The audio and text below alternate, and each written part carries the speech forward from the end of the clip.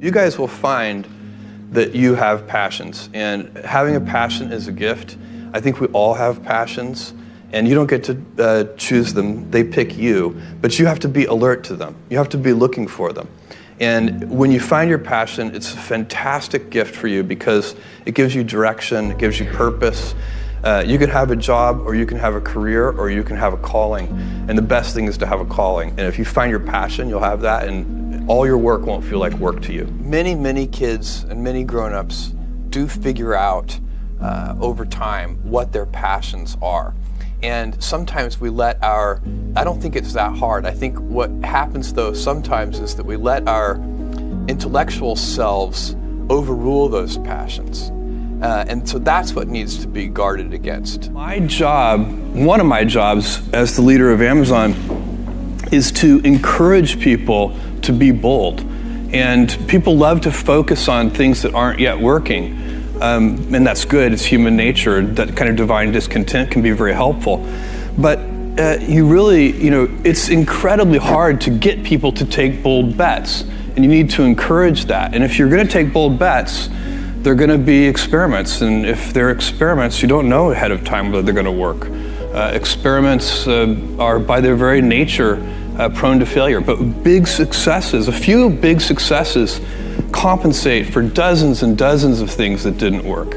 So, bold bets, AWS, Kindle, Amazon Prime, our third-party seller business, all of those things are examples of bold bets that did work, and they pay for a lot of experiments. I've made billions of dollars of failures at Amazon.com. Literally, billions of dollars of failures. And you might remember Pets.com or Cosmo, or give myself a root canal with no anesthesia very easily. None of those things are fun, but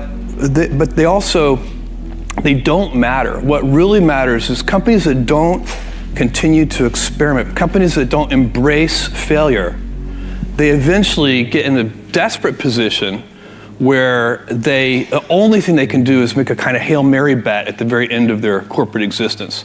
Whereas companies that are, making bets all along, even, big bets, but not bet the company bets. I don't believe in bet the company bets.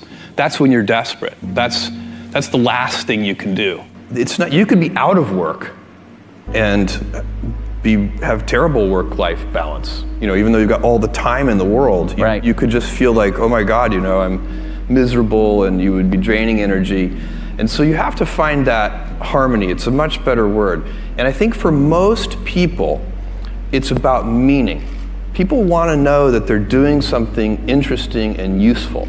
And for us, because of the challenges that we have chosen for ourselves, we get to work in the future. And it's super fun to work in the future for the right kind of person. You need to be